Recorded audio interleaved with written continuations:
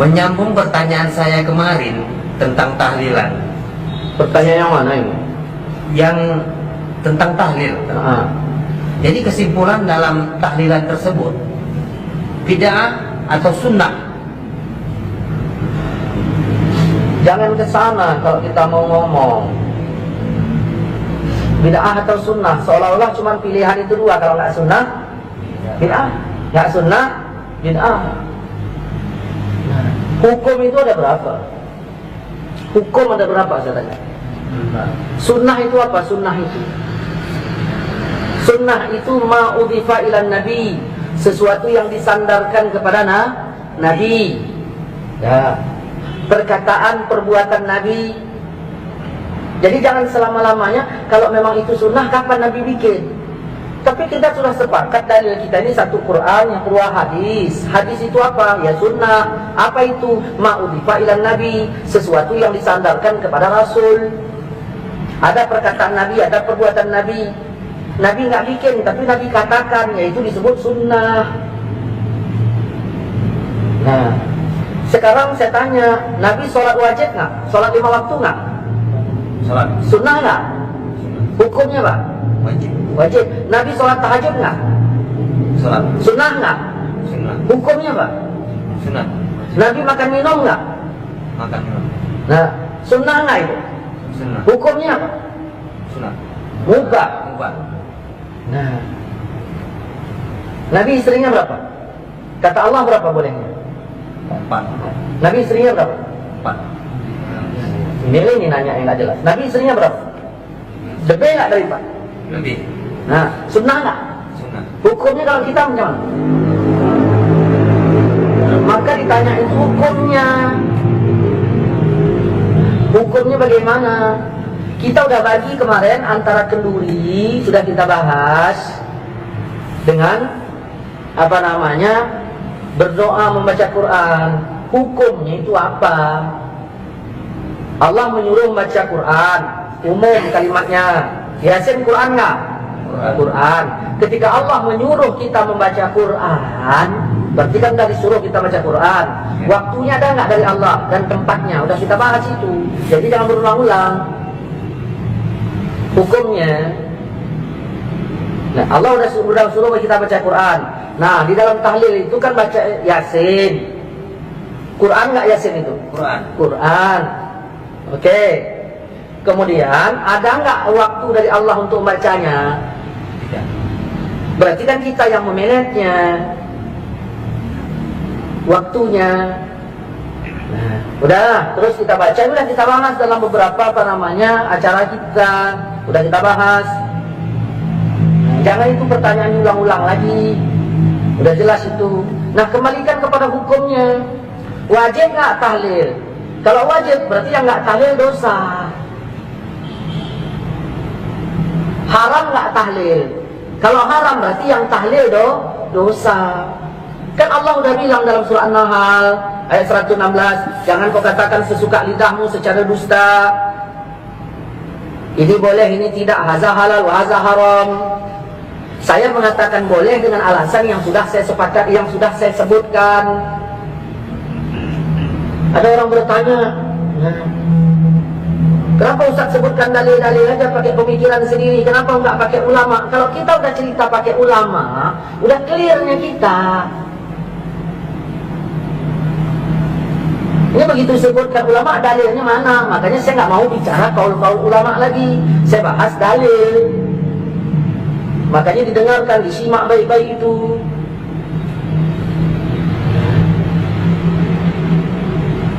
Jadi kita baca baca Pak Yasin. Yang nyuruh baca Yasin siapa? Yang nyuruh baca Al-Quran. Yang nyuruh baca Quran itu ya adalah Allah. Nabi juga nyuruh kita baca. Begitu disebut kalau misalnya Nabi nyuruh baca, kalau Allah nyuruh baca, berarti ya bebas kita bacanya. Diperkirakanlah itu tempat baik untuk dibaca atau tidak. Jadi hukum itu dikemanakan? Ada 5, wajib, sunat, mubah, makruh, haram. Kalau tidak wajib, apakah berarti udah haram? Jangan dulu haram yang kemari. Wajib dulu, baru sunat, baru mubah, baru makruh, baru haram. Nah, tahlil itu kita tanya mau kemana, kita bawa hukumnya kemana. Jangan tanya sunnah atau bid'ah. Berarti kalau nggak sunnah berarti bid'ah. Tidak begitu. Allah pun bilang, "Wa man lam yahkum bima anzalallah." Siapa yang tidak menghukumkan seperti hukum Allah, berarti hukum. Karena kalau ditanya sunnah itu ada takluk beberapa hukum. Banyak yang sunnah ini hukumnya nggak jatuh wajib semua. Begitu. Ketika Allah menyuruh, tidaklah langsung jadi wajib. Ada kalanya Allah menyuruh itu langsung kepada sunnah. Seperti wa minal laili, di sebagian malam, fatahajjat, hendaklah kalian tahajud. Tahajud, perintah itu kan? Perintah, hukumnya apa? Apa wajib? Begitu. Saya maaf ya, bahasa kasarnya ini. Jangan bikin pertanyaan tolol kayak gitu.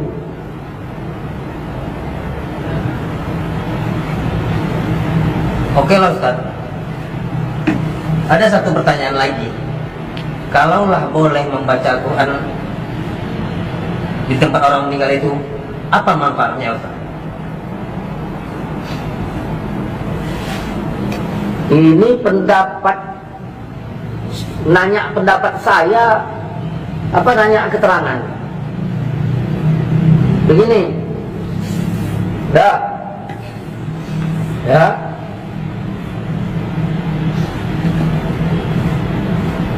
Namamu siapa? Adi. Adi. Orang tua Adi meninggal. Oke, udah meninggal kan? Ya. Sekarang si Adi yang tinggal di rumah itu sebagai anak almarhum, pikirannya macam mana? Kacau apa tidak? Kacau. Kecuali anak durhaka baru senang. Oke, begitu kacau, kira-kira iman Adi naik apa turun?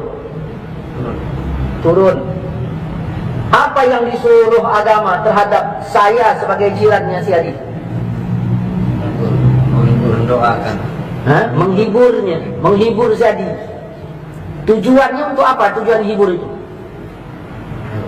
Ya, tujuannya hibur-hibur gitu aja, pakai keyboard gitu. Ya. Iman tadi naik apa turun? Turun. Tujuannya itu dihibur untuk apa? Naik. Supaya terhibur dan sekali apa imannya naik. Ya, tujuan itu supaya imannya naik. Apa kata Allah dalam Quran? Quran sebagian dalil apa kan? Dalil. Wa iza tuliyat alaihim ayatuhu zadathum imana. Kalau dibacakan Quran imannya nambah. Kau beriman nggak? Beriman kan? Begitu dibacakan Quran imanmu nambah. Kalau nggak nambah berarti nggak beriman loh. Nggak. Itu manfaat untuk keluarga yang ditinggalkan. Nah, timbul pertanyaan, boleh nggak baca Quran di tempat orang meninggal? Itu pertanyaannya. Nah, jangan kau katakan sesuka lidahmu secara dusta, ini boleh, ini enggak. Ada orang bilang nggak boleh, ya tanyalah alasannya apa. Saya bilang boleh, alasan saya apa? Kan Nabi udah bilang, iza hadartum, kalau kamu hadir ke tempat orang sakit atau mayit, ke tempat orang meninggal, ucapkan perkataan yang baik. Siapa yang bilang? Hadirlah saya ke tempat si Adi, orang tua Adi meninggal. Rasul nyuruh apa? Ucapkan perkataan yang baik. Datanglah saya, assalamualaikum di, waalaikumsalam.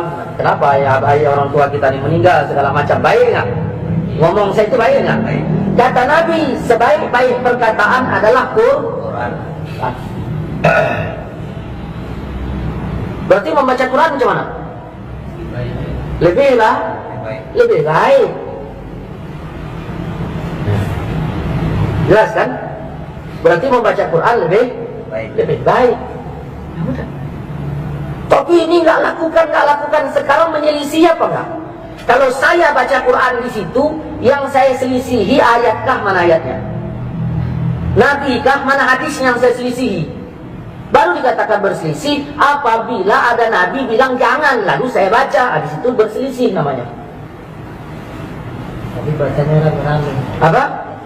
Berarti babnya bab rame-rame bacanya, baca berjamaah masalahnya.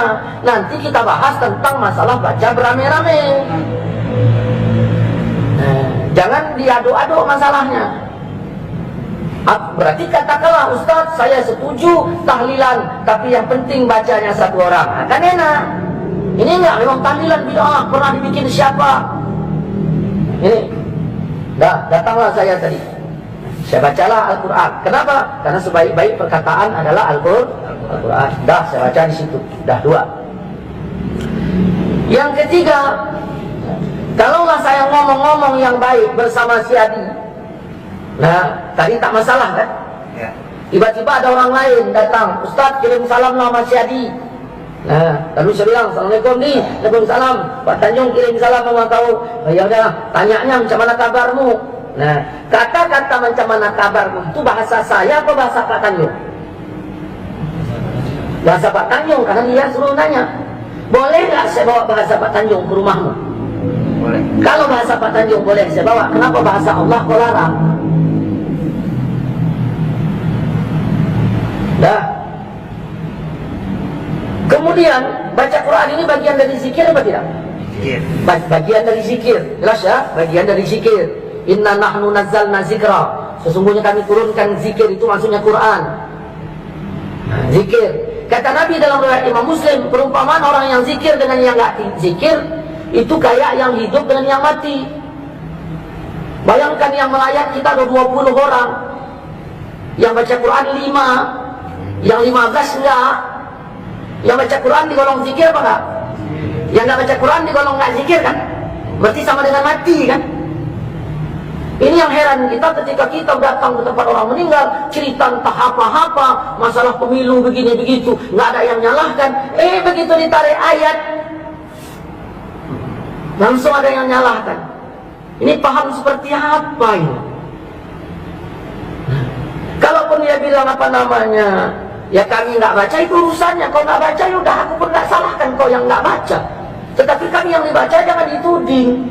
Ini begitu kita angkat ke YouTube, ya, kapan ke YouTube, ke Facebook, kayaknya kepanasan. Ada apa ini rupanya?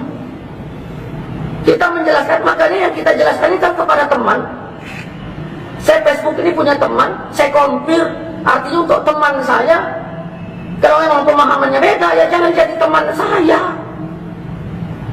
Saya ingin mengingatkan teman-teman, beginilah cara menjawabnya. Nggak ada saya singgah di teman-teman Facebook Wahabi itu sebegini-begini, enggak. Ya kepanasan macam-macam. Masya Allah. Ya. Udah. Ini baru 3. Ya. Kemudian dia berbicara manfaat kan? Ya. Berbicara manfaat. Baiklah, Ustaz. Jadi tunggu dulu belum selesai. Jangan main baik-baik. Ada orang nelpon saya, Assalamualaikum Ustaz, Waalaikumsalam. Ya, nah, si Polan meninggal. Siapa? Ayah si Adi. Saya bilang apa? Innalillahi wa inna ilaihi raji'un. Innalillahi itu apa? Kembalikan Al-Quran. Innalillahi itu Quran. Kalau pertama kematian saja kita dikembalikan kepada Quran, kenapa dilarang membaca Quran di waktu yang lain? Kemudian mau ditanya apanya lagi?